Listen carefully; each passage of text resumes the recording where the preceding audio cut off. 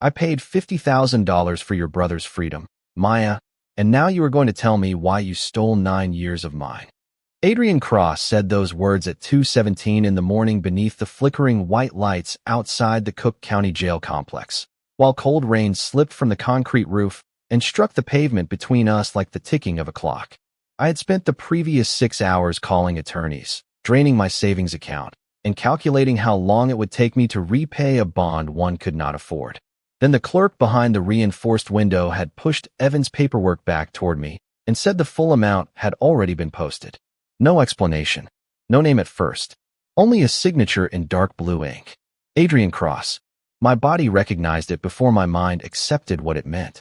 By the time Evan walked through the steel doors, pale and exhausted in yesterday's gray sweatshirt, Adrian was already waiting outside. He stood beside a black Cadillac Escalade with one hand in the pocket of his charcoal coat. He did not look like a man who had been pulled from sleep by someone else's emergency. His black hair was perfectly in place. His shoes still carried the shine of expensive leather despite the rain. Two men in dark suits waited several feet behind him, silent and watchful, but Adrian needed no one to announce his authority. The night seemed to make room for him. Evan stopped beside me. Maya, he whispered, his voice rough. We need to leave. I wanted to ask why. I wanted to demand an explanation for the trespassing charge, the archival evidence warehouse, and the phone call that had torn me from sleep shortly after midnight. Instead, I stared at the man I had spent 9 years praying I would never see again. Adrian's eyes remained fixed on mine. They were darker than I remembered, or perhaps the 19-year-old version of me had been too frightened to see them clearly through the smoke. You paid his bond, I said. My voice sounded steadier than I felt. Why? Adrian stepped away from the vehicle. He moved without hurry, but Evan shifted closer to me as though speed had nothing to do with danger. Because your brother was safer outside that building than inside it. Is that a threat? It is a warning. He stopped 3 feet away, close enough for me to smell rain, cedar, and the faint trace of coffee on his coat. Someone arranged for him to be arrested tonight. That same person expected him to remain isolated until morning. Evan's breathing changed. It was a small sound, almost nothing, but I heard it. I had taken care of him since our father died, and I knew every version of his fear. What did you do? I asked him. Nothing. He answered too quickly. Adrian glanced at him before returning his attention to me. Your brother entered a private records facility at 11:42 tonight. He used a service code assigned to a man who died 9 years ago. The rain seemed louder. I kept my expression still because stillness was the first thing fear had taught me. That has nothing to do with me. No. Adrian reached inside his coat. Evan caught my arm, but Adrian removed only a small object wrapped in a white handkerchief. He unfolded the cloth slowly. A charred brass service key and an old hotel tag rested in the center of his palm. The number stamped into the metal was darkened at the edges, but still readable. 814. The parking lot disappeared. For half a second, I was 19 again, standing barefoot in a hotel hallway while smoke covered the ceiling and alarms screamed behind closed doors. I could feel heat against my face. I could hear a man calling from inside room 814. I could hear my father telling me to take the service stairs and leave. My fingers went cold. Adrian watched every breath I failed to hide. I have never seen that before, I said. It was the same lie I had given investigators 9 years earlier. The same lie that had protected Evan and destroyed our father's name. Adrian closed his hand around the key. You were always a terrible liar. You have the wrong person. Your name was Maya Bennett then. It is Maya Bennett now. You worked banquet service at the Bellwether Hotel for 8 months. You clocked in at 4:06 that afternoon and disappeared before investigators could conduct a complete interview the following morning. You have been investigating me. I have been looking for you. The words landed more softly than they should have. That frightened me more than anger would have. Evan stepped forward. She does not know anything. Adrian's gaze shifted to him. Then why did you search a warehouse containing files from the Bellwether investigation? Evan looked at the ground. My stomach tightened. Evan. He rubbed his thumb across the dark booking ink, still staining his fingertips. Dad left something. Dad has been dead for 9 years. I know. His voice cracked. Last week, I received a package at the repair shop. There was no return address. Inside was a photograph of his old Buick and a note saying the truth was still in the car. Adrian's expression changed by less than an inch, but I saw it. Interest. Calculation. Something colder beneath both. "Where is the photograph?" he asked. "The officers took it. It was not entered into the property report," Adrian said. Evan looked up sharply. A pair of headlights appeared at the far end of the lot. The car entered too quickly for the wet pavement, cutting through standing water as it turned toward us. Adrian did not flinch. One of his men opened the Escalade's rear door while the other moved between us and the approaching vehicle. "Get in," Adrian said. "We are not going anywhere with you," I replied. "That car has passed this entrance twice since your brother was released." I looked toward it. The windshield was too dark to reveal the driver. The vehicle slowed, then accelerated again. Adrian leaned closer, his voice quiet enough that only I could hear. "You may continue lying to me after you are safe." The approaching car turned at the next intersection and disappeared, but the warning remained in the air. Evan was already moving toward the Escalade. I caught his sleeve. "Tell me you trust him," I whispered. Evan looked at Adrian, then at me. "I do not. Neither do I. But whoever arranged this knew about Dad." Adrian held the door open. No demand. No touch. Only the certainty that we had run out of better choices. I climbed inside beside Evan. The leather seat was warm. The doors closed with a heavy, final sound, sealing out the rain. Adrian sat across from us as the vehicle pulled away. Streetlights passed over his face in measured flashes. Light. Shadow. Light again. He placed the charred key on the console between us. "Room 814, he said. "You told investigators it was empty." I kept my eyes on the window. It was. "Then how did you know someone was inside?" My heart seemed to forget its next beat. Adrian leaned back, studying me with the patience of a man who had waited 9 years for one moment. Then he spoke the name no one had called me since that night. "Maybird." I turned toward him before I could stop myself. His expression did not change, but something in his eyes did. Recognition. Pain. Certainty. "Only one person ever called me that," I whispered. Adrian looked down at the key, then back at me. "I know," he said. "I was barely conscious on the floor when she told me not to close my eyes." For several seconds, no one spoke. The only sounds inside the Escalade were the soft rhythm of rain against the roof and the low hum of tires moving through downtown Chicago. I stared at Adrian, trying to convince myself that I had misheard him, that exhaustion had pulled an old name from the darkest corner of my memory and placed it in his mouth. But his eyes told me the truth. He remembered. Not everything, perhaps, but enough. "Do not call me that," I said. My voice came out thin. Adrian did not look away. "Why?" "Because that person does not exist anymore. She existed when she helped me leave room 814. Evan turned toward me so quickly that his shoulder struck the door. "You were there?" I kept my eyes on Adrian. He was confused. "I was not confused," Adrian said. "I could not see your face clearly, but I heard your voice. You kept telling me to stay awake. You said your father called you Maybird because you sang whenever you were nervous." My throat tightened. I had said it while trying to keep a frightened stranger conscious as a maintenance worker helped me guide him toward the service stairs. I had not known Adrian's last name.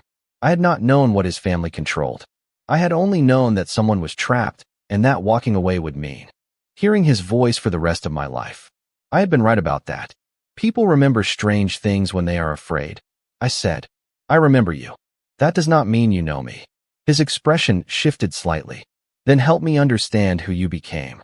Evan moved beside me. "Maya, what is he talking about?" I looked at my brother.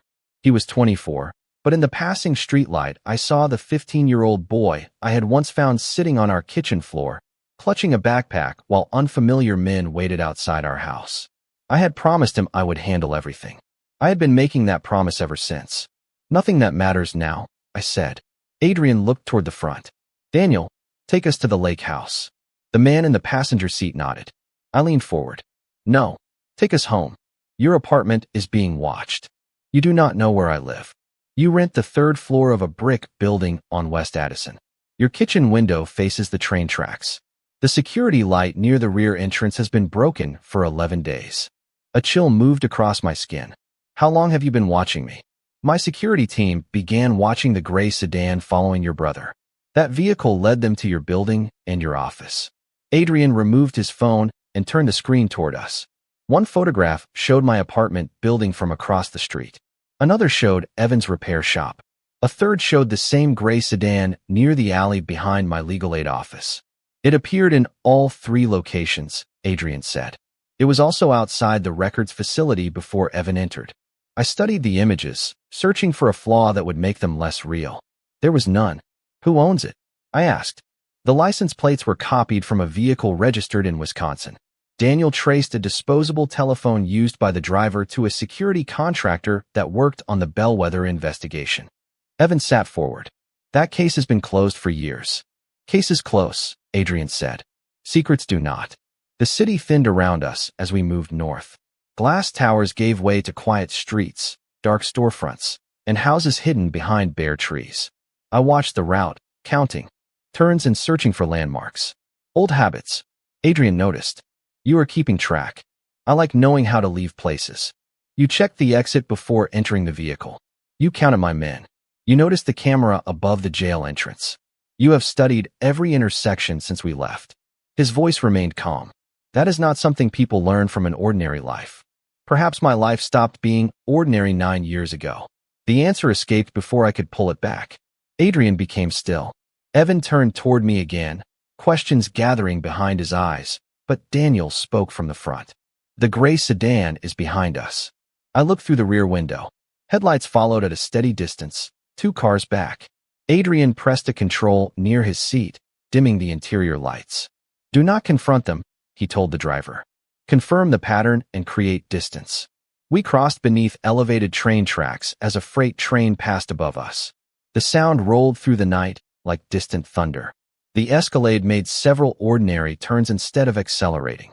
The headlights followed through the first 2, then disappeared after the third. No one relaxed. 20 minutes later, a gate opened ahead of us. The property beyond it sat near the edge of Lake Michigan, surrounded by trees and a stone wall. The house was not enormous. It was worse. It was quiet, elegant, and built with the kind of money that never needed to prove itself. Warm light glowed through wide windows. Inside, the house held pale wood, dark furniture, and almost no decoration. Nothing personal, nothing accidental. A woman in her 60s brought towels and hot coffee without asking questions. Adrian led us into a study overlooking the lake. He placed the key on the desk and opened a folder containing police reports, hotel records, and photographs I had tried for years not to remember. One showed the Bellwether lobby during the evacuation. Another showed the damaged door to room 814. Then Adrian placed a grainy security image in front of me. A young woman in a banquet uniform stood near the service elevator. Her face was turned away, but I recognized the way she held one shoe against her chest. I remembered losing it on the stairs. The security system failed 3 minutes after this image, Adrian said. Before it did, you entered the 8th floor service hallway. 7 minutes later, you came back supporting me with the help of a maintenance worker. Then you already know what happened. I know what the camera saw. His finger moved to another image. It showed me returning toward the hallway after Adrian had been taken downstairs. What I do not know is why you went back. Evan looked at me. Maya, I could hear the alarms again. I could feel my father closing his hand around mine. I could see the small recorder beneath his jacket. I went back for our father, I said. The words seemed to change the temperature in the room. Adrian's eyes narrowed. Thomas Bennett was inside the hotel. He called me about 20 minutes before the alarms. He told me to meet him near the 8th floor service corridor. Why? He said he had found proof that someone inside Cross Meridian was stealing from your father. Adrian said nothing. The lake moved beyond the glass, black and endless beneath the rain. Evan stepped closer. What proof? I looked at my brother, then at the burned key, then at the man who had spent 9 years searching for an answer I had sworn never to give. A recording, I said. Our father had a tape. Evan's face went pale. Adrian leaned forward. Where is it? I never knew. Evan reached into his sweatshirt pocket and removed a folded piece of paper. His hands shook as he placed it on the desk. It was the note from the package. Adrian unfolded it. 3 sentences were typed across the page. The truth is still in the car. Find the original tape before Victor does. You have 24 hours. Adrian read the final name twice. For the first time since I had seen him outside the jail, his control slipped. Not much. Just enough for me to see the fear beneath it. Victor Cross? Evan asked. Adrian looked toward the dark window, where his reflection stood between mine and the lake. Victor raised me after my father died, he said. Then he turned back to us. And he is the only man alive who knew Thomas Bennett was at the bellwether that night. The name Victor seemed to remain in the room after Adrian stopped speaking. It settled over the photographs and the burned hotel key like dust no one wanted to touch. Evan stared at the note while I watched Adrian. He had gone completely still. Not calm. Still. There was a difference. Calm was control. Stillness was what happened when control began to crack. You said he raised you, I said. Adrian folded the note once, carefully aligning its edges. Victor was my father's younger brother. After the bellwether disaster, he handled the company, the funeral, and every question I was too injured or too angry to answer. And you trusted him? Evan asked. Adrian looked at him. With everything. The words were quiet, but their weight made Evan lower his eyes. Rain pressed against the windows. Beyond the glass, Lake Michigan disappeared into darkness. The note says the original tape is still in the car, Adrian said.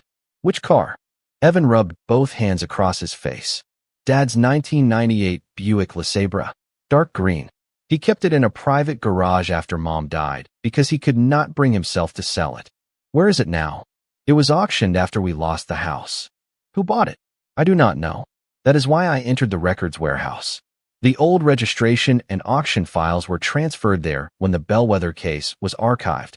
Adrian turned toward Daniel, who stood near the study door. Find the auction company, every buyer, and every title transfer. Use an outside law firm. Nothing connected to Cross Meridian. Daniel nodded and left. Adrian looked at Evan. Whoever sent that note expects you to find the tape before Victor does. Perhaps Victor sent it himself, I said. Why warn Evan about his own search? To make us move, Adrian replied. He may know the tape is connected to the Buick without knowing exactly where the vehicle or the recording is. Your brother's search could lead him to both. Evan picked up the note again. Then the warehouse was a trap. Most likely. Your arrest placed your name into the system and forced Maya to leave her apartment in the middle of the night. I understood before Adrian finished. Someone wanted us together. His eyes met mine. Someone wanted you standing in front of me. 9 years of silence had not protected us. It had only delayed the moment when the past found the correct address. Evan walked toward the window. I thought I was clearing Dad's name. Everyone in our neighborhood believed he caused the fire. Teachers knew. Employers knew. People looked at us as though we had inherited something shameful. You did not, I said. He turned toward me. Then why did you let me believe the official story? I could not answer without opening the door I had spent nearly a decade holding shut. Adrian moved around the desk, but did not come closer. He deserves the truth. I turned on him. You do not get to order me to confess. No, but your brother nearly lost his freedom searching for information you already possess. I know fragments. Then give him the fragments. Evan faced me. His eyes were tired, frightened, and painfully familiar. Please, Maya. That word broke what Adrian's money, questions, and evidence could not. I sat beside the desk because my knees no longer trusted me. Dad called me during the gala, I said. He told me to meet him on the 8th floor. When I found him, he had a small cassette recorder beneath his jacket. He played several seconds for me. I heard Victor talking about money being moved through Cross Meridian construction accounts. Adrian's jaw tightened. Was it the original recording? Dad said it was a copy. He told me the original was somewhere safe, but he never told me where. Then he gave me the recorder and told me to leave through the service stairs. Evan stepped closer. What happened? The alarm started. People ran toward the main stairwell. As I reached the service corridor, I heard someone calling from room 814. Me, Adrian said. Yes, Dad had told me to leave, but I could not walk away while someone was trapped. I found a maintenance worker, and together we helped Adrian reach the service landing. Then I went back for Dad. Evan sat beside me. Did you find him? I found his jacket near the elevator. The recorder with the copied tape was gone. And Dad, his voice, dropped. I could not look at him. Victor found me before I found Dad. The room became silent except for the rain. Adrian's expression changed. Victor spoke to you that night. He took me into an empty conference room downstairs. He knew my name. He knew where Evan went to school. He knew our address and the route Dad took to work. Evan inhaled sharply. You never told me. You were 15. I was your brother. That was exactly why I did not tell you. My voice rose, then broke. I forced it steady. Victor gave me a prepared statement. It said Dad had stolen company funds, altered records, and caused the Bellwether disaster to hide what he had done. Victor said that if I signed it, Evan would remain safe. If I refused, our father's problem would become a family problem. Adrian kept his voice controlled. You signed? Yes. You told investigators room 814 had been empty. Victor said that if anyone knew I had helped you, they would ask why I was on that floor. They would connect me to Dad and the recording. So you erased yourself from the story. I tried. Adrian walked toward the window. His reflection looked like a stranger standing in his own house. For 9 years, I believed Thomas had used the confusion at the Bellwether to hide his theft and had left me there as a distraction. He was trying to expose Victor, I said. And I chose to help you because leaving you behind would have made me someone I could not live with. Adrian closed his eyes. For one breath, the powerful man disappeared, and I saw the young stranger who had held my wrist while I promised he would reach the stairs. I hated your father, he said. I know. When I eventually found your statement, I hated you too. Evan started to stand, but I touched his arm. Adrian turned back to me. There was no threat in his face now, only regret. I searched for Maybird before I knew the name Maya Bennett, he said. I remembered her voice every night I could not sleep. I remembered her telling me that fear was only the body asking us to stay alive. My breath caught. I had forgotten saying that. Or perhaps I had tried to forget because remembering meant admitting that part of me had remained in room 814 with him. Adrian came closer and placed the burned key on the desk between us. His gaze dropped to my right palm, where a pale scar crossed the base of my thumb. It had come from the glass panel I broke while trying to open the hotel door. Adrian lifted his hand, then stopped before touching me. The restraint mattered more than the gesture. I spent 9 years blaming the only person who came back for me, he said. My eyes burned, but I refused to look away. You were not supposed to remember me. I never forgot. Daniel returned carrying a tablet and a thin file. We found the Buick. It changed owners 3 times. The current owner is a retired mechanic in Kenosha, Wisconsin. Adrian looked at the clock. It was 3:41 in the morning. How far? Approximately 65 miles. Evan moved toward the door. Then we go now. Daniel did not move. There is a complication. Victor submitted an offer for the vehicle 40 minutes ago. The owner has not transferred the title yet, but a transport company is already on its way. Adrian's face became unreadable. How did Victor authenticate himself? We do not know. Daniel placed the file on the desk. Victor's name appeared across the proposed sale documents. Adrian picked up the hotel key and closed his hand around it. He knows we found the trail, he said. Now he is waiting to see which of us reaches the truth first. We left the lake house before 4 in the morning, with the rain thinning into gray mist that blurred the highway lights. Adrian sat across from me in the Escalade, the file on Victor resting beside him like something dangerous even though it was only paper. Evan watched the road through the window. Daniel worked from the front passenger seat, making quiet calls and sending documents through an outside legal team. No one spoke for the first 20 miles. The silence felt different now. Before, it had been built from suspicion. Now it was built from the fear that we might learn enough to destroy everything we thought we understood. Victor does not own the car yet, Daniel said. Adrian looked up. Explain. The mechanic accepted a deposit but refused to transfer the title until the payment cleared. Victor's transport truck will arrive in approximately 40 minutes. Our attorney has contacted the owner and disclosed that the vehicle may contain evidence connected to an active federal inquiry. He has agreed not to release it until we arrive. Evan leaned forward. Then we can still get there first. Legally, I said. Adrian studied me. You believe I need the reminder? I believe powerful men often decide that urgency gives them permission. His eyes held mine for a moment. Then he turned to Daniel. Document every step. Pay the mechanic's cancellation costs if Victor's agreement was valid. No threats and no pressure. Daniel nodded. Understood. Evan glanced at me as though he had just watched someone change the direction of a river. I did not feel powerful. I felt tired. But Adrian had listened, and that frightened me in a new way. We reached Kenosha shortly before sunrise. The mechanic's shop sat behind a faded gas station near an industrial road, its metal roof shining with rain. A hand-painted sign above the garage read Harold's Classic Auto.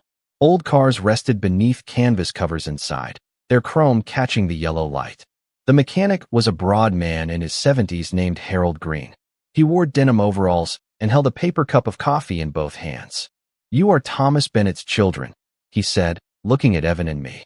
Evan swallowed. "Yes, sir." Harold's expression softened. "You both have his eyes." He led us to the rear of the shop. The Buick waited beneath a dusty green cover. When Harold pulled it away, my breath left me. The paint had faded, and one headlight had clouded, but it was still the car that had carried us to school, the grocery store, and the lake on Sundays before our family became something people whispered about. Evan touched the hood. "I thought it was gone." "Your father brought it here several days before the Bellwether Gala," Harold said. "He asked me to keep it away from the public auction records until his attorney contacted me. The attorney never did. After Thomas died, the storage company took possession, and the car passed through 2 auctions before I managed to buy it back." Adrian stepped closer. "Why did you consider selling it to Victor?" "Because Victor knew the exact phrase Thomas told me an authorized buyer would use." Harold looked at me. "Maybirds always find their way home." My skin went cold. It was something my father used to say whenever I left the house angry and returned before dinner. Victor should never have known it. "Did he say where he learned the phrase?" I asked. "No. He offered more than the car was worth and asked no questions." Harold opened the driver's door. The interior smelled like old fabric, engine oil, and memories that had waited too long. We searched beneath the seats, inside the glove compartment, behind the trunk lining, and around the spare tire. Nothing. Adrian stood near the workbench, studying the vehicle instead of searching it. "Your father was an accountant," he said. "He understood that obvious hiding places are the first ones examined." Evan looked beneath the dashboard. "He also repaired everything himself." Harold raised his eyebrows. "Thomas replaced the radio shortly before he stored the car. I assumed the original had stopped working." Evan borrowed a small screwdriver. 10 minutes later, the radio slid forward. Behind it was a narrow metal compartment sealed with black electrical tape. Evan reached inside and removed a microcassette wrapped in several layers of plastic. No one moved. The object was smaller than my palm. It had controlled 9 years of our lives without any of us knowing where it was. Harold found a microcassette player in his office. We gathered around the workbench while Evan inserted the tape. Static filled the garage. Then my father's voice spoke. He identified the date and said he was recording from a file room at Cross Meridian earlier on the day of the Bellwether Gala. He named account numbers, construction projects, shell companies, and payments that had been redirected without authorization. A door opened on the recording. Victor's voice entered next. He accused my father of misunderstanding how the Cross family survived.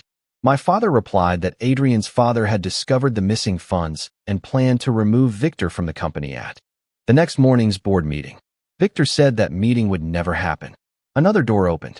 Adrian's father joined the conversation and told Victor that a company could survive scandal, but a family could not survive betrayal. Victor asked whether he had come alone. Adrian's father said he had already sent copies of the financial records to people Victor could not control. The voices moved farther from the recorder.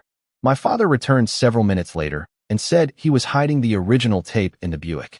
He would carry a duplicate to the Bellwether that evening in case he needed to prove what he knew. The recording ended. Adrian did not move. His face had lost all color. "My father knew," he said. "He knew Victor was preparing to remove him, and he still gave his brother a chance to tell the truth. He was trying to save the family without protecting the crime," I said. Adrian's voice became colder. "Victor used that mercy to take control of everything my father built." He turned toward Daniel. "Suspend Victor's corporate authority. Revoke his access to every Cross Meridian system. Preserve all records and notify the board that no files may be altered or destroyed." Daniel hesitated. "That will expose the company to a federal investigation. Then the company will answer for what it became." Adrian picked up his coat. "Contact the Assistant United States Attorney who handled our previous compliance inquiry. Send a verified copy of the recording through counsel." "And Victor?" Daniel asked. "I will speak to him." I stepped between Adrian and the door. "What happens when you find him? That is not your concern. It became my concern when my father sacrificed his name to expose your family's corruption." The garage seemed to hold its breath. "You want justice," I said. "I understand that. But right now, you are thinking about making Victor feel everything you have felt for 9 years. He took my father from me. And if you become him to defeat him, he still wins." Adrian's jaw tightened. Morning light began to enter through the rain-streaked windows behind him. I helped you leave that room because I believed your life could still become something better, I said. Do not make me regret that belief. He stared at me for a long time. Then his shoulders lowered by a fraction. Daniel, he said quietly, let the law handle Victor. Our job is to preserve the evidence and prevent him from hiding anything else. Daniel nodded. Understood. I looked toward Evan, expecting relief. The place beside the workbench was empty. So was the microcassette. The rear service door stood open, moving gently in the wind. Harold hurried toward the back lot. He took the Buick. I left the spare key near the register. Daniel checked a camera mounted above the service bay. The small screen showed Evan slipping the cassette into his pocket while all of us were focused on Adrian. Moments later, he crossed the rear lot, entered the Buick, and drove away. My telephone vibrated. A message from Evan appeared on the screen. I am sorry. Victor says he has the remaining records about Dad. He will only give them to me alone. I have to finish this. Adrian read it over my shoulder. Outside, the sound of the Buick had already vanished toward the highway. Victor does not need the tape, Adrian said. He needs the person you would surrender everything to protect. Adrian's security team found the Buick abandoned 12 miles south of Kenosha, parked beneath an overpass with the driver's door open and the keys in the ignition. Evan was gone. So was the microcassette.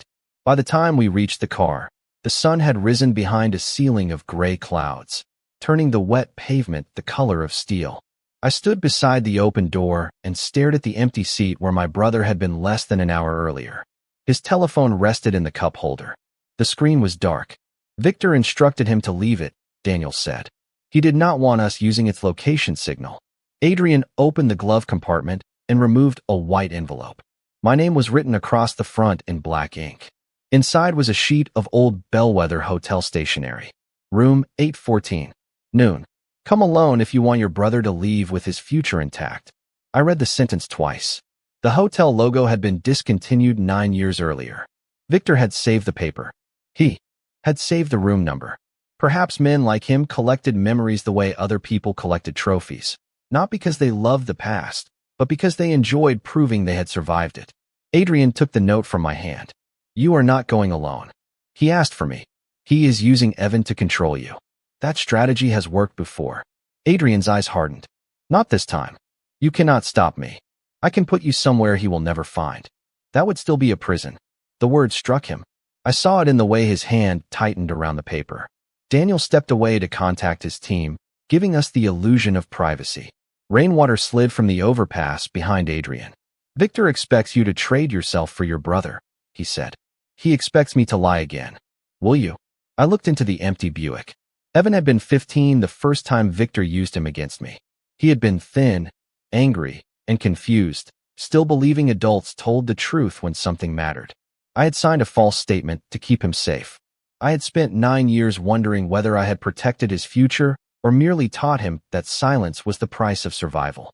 I do not know, I said. Adrian stepped closer, but did not touch me. You know exactly what you are willing to do. That is why Victor chose him. Then tell me the alternative. We let Victor believe his plan is working. Daniel returned, and Adrian gave him the note. Can your technical team restore temporary power and a secure audio connection inside the Bellwether before noon? Daniel examined the hotel stationery. Cross Meridian still owns the building. We maintain emergency access for insurance inspections. It can be done. Adrian looked at me. You will wear a wireless microphone. The audio will be transmitted to the Cross Meridian Board, our outside counsel, and federal investigators. Victor must explain what he wants in his own words. And Evan. Daniel's team will verify his location before anyone enters the room.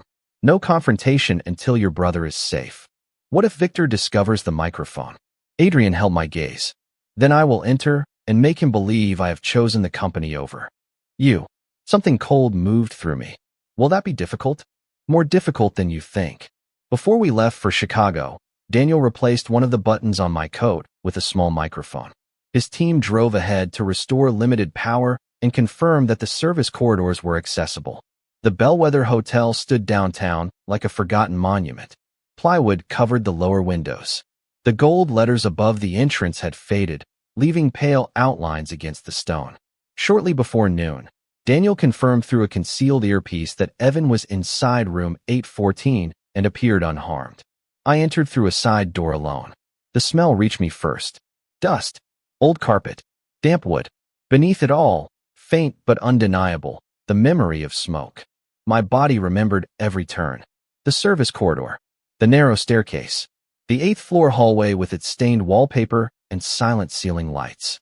Room 814 waited at the far end. Its door was open. Victor Cross stood beside the window in a navy suit, his silver hair combed back, one hand resting on a polished cane he did not appear to need. Evan sat near the wall.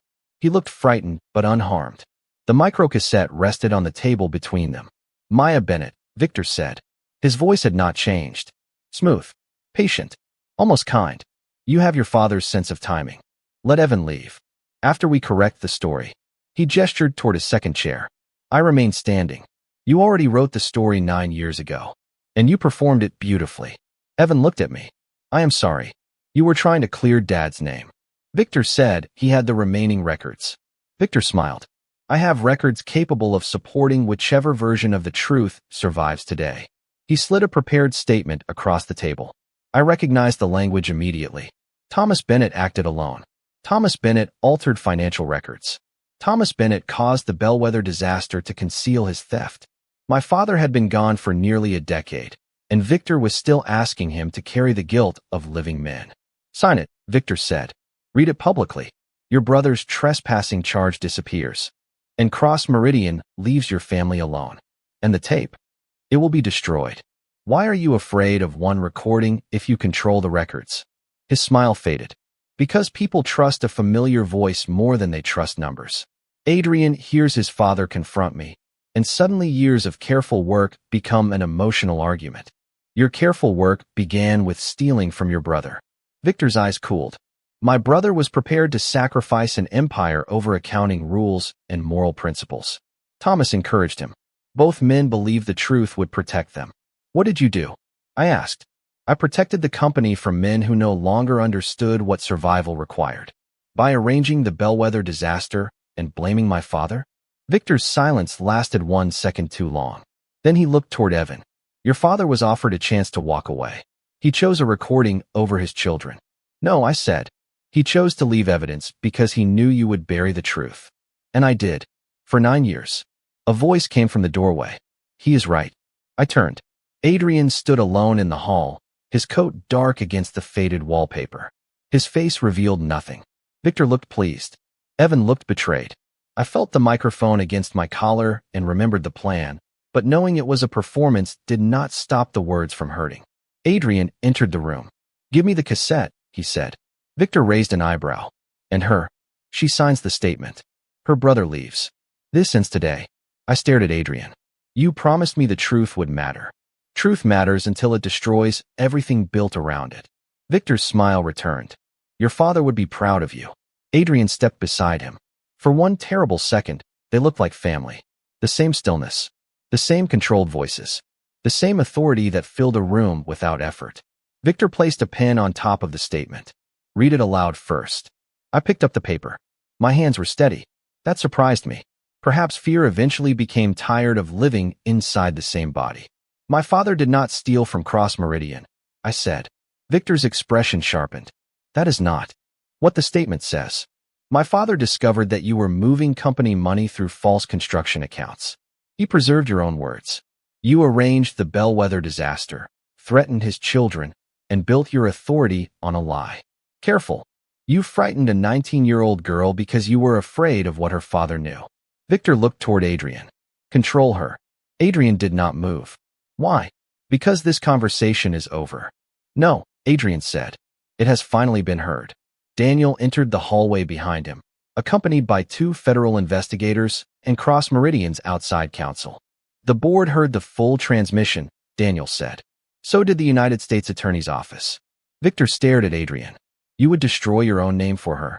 Adrian looked at me, and the cold performance fell from his face. No, I would destroy the lie for everyone forced to live beneath it. Evan stood and moved toward me. Victor reached for the cassette, but Adrian placed his hand over it first. No struggle, no raised voice, only a choice made in silence. You lied once to save my life, Adrian said to me. Today, I lied to help save yours. Victor looked from Adrian to the microphone on my coat, understanding arriving too late. Outside the broken windows, the city bells marked noon. 9 years earlier, I had left room 814 carrying a secret that belonged to powerful men. This time, I walked out beside my brother while the truth remained behind, speaking in Victor's own voice.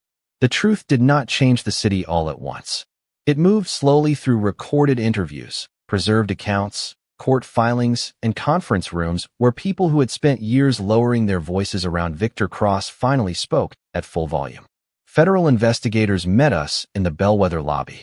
They secured the microcassette, the financial files, Victor's prepared statement, and the audio transmission from room 814. Victor left with his attorneys after receiving formal notice that he was under investigation. Adrian did not watch him go. He stood beneath the damaged chandelier with his hands at his sides, staring at the staircase. His father had climbed 9 years earlier. Evan waited near the entrance while Daniel answered questions. I should have felt relieved. Instead, I felt empty. I had carried the secret for so long that losing it felt like setting down a weight, and discovering my hands no longer remembered how to rest. Adrian looked at me across the lobby. The prosecutor has agreed to release Evan and review the trespassing charge in light of his cooperation, he said. I cannot promise the final decision, but he is free to go home today. Evan gave a tired laugh. That might be the first good thing anyone has said to me since midnight. Adrian turned to him. Do not confuse a favorable result with a good decision. You entered that warehouse alone and trusted instructions from someone you did not know. Evan lowered his eyes. I know. Learn from it. Your sister has spent enough of her life protecting you from consequences. I expected Evan to become defensive. Instead, he looked at me with tears he refused to let fall. I am sorry, Maya. I stepped toward him and pulled him into my arms. He held on the way he had when he was 15, after the men outside our house finally left, and I told him everything would be fine. It had not been fine, but for the first time, it might become something better. The investigation continued for 3 months. Cross Meridian appeared in every major Chicago newspaper. Victor's financial network unraveled account by account. The records cleared my father of theft and proved that he had tried to protect Adrian's father by documenting the missing money. The Cook County State's Attorney's Office formally corrected the public account of the Bellwether investigation. Thomas Bennett had not caused the disaster. He had been a whistleblower whose evidence had been deliberately suppressed. Evan's trespassing charge was dismissed after he cooperated and turned over everything connected to the warehouse. The court exonerated the bond Adrian had posted, and the money was returned. I watched the announcement about our father from the kitchen of my apartment while Evan stood beside me. When the reporter said Thomas Bennett's name without attaching the word criminal to it, Evan covered his face with both hands. I did not cry until later, after he left for work and the train passed behind my building, shaking the windows the landlord still had not repaired. I sat at the table with my father's photograph and told him he could come home now. Adrian changed too, although newspapers described it as corporate restructuring. He removed Victor's people from positions of authority, closed private operations that depended on intimidation and secret favors, and provided records that cost Cross Meridian millions of dollars in contracts. Some members of his family called it weakness. Others called it betrayal. Adrian called it accounting. A debt does not disappear because the person who created it refuses to pay, he told a reporter. It only passes to someone innocent. I knew he was not speaking only about money. Adrian and I saw each other often during those 3 months, usually in places where lawyers, investigators, or Evan were nearby. At first, we spoke only about evidence. Later, we shared coffee after interviews. He asked me about my father before the Bellwether, and I told him about Sunday drives in the Buick, burned pancakes, and the songs Thomas pretended not to know by heart. Adrian told me about his father teaching him to balance company ledgers at the kitchen table and insisting that power without responsibility was only another form of theft. There were no declarations, no promises, only 2 people comparing the lives they had lost and deciding what parts were still worth rebuilding. I watched Adrian choose transparency even when it embarrassed his company. He watched me stop answering every question for Evan and allow my brother to speak for himself. Trust did not arrive like lightning. It came through small decisions repeated until neither of us could pretend they meant nothing. Near the end of the 3rd month, I accepted a position with a legal aid organization in Madison, Wisconsin. The salary was modest, but the work mattered. More importantly, the office had no connection to Cross Meridian, the Bellwether, or the name Adrian Cross. I packed everything I owned into 12 boxes and 2 suitcases. Evan helped load the rental truck before leaving for his shift at the repair shop. I was sealing the final box when someone knocked.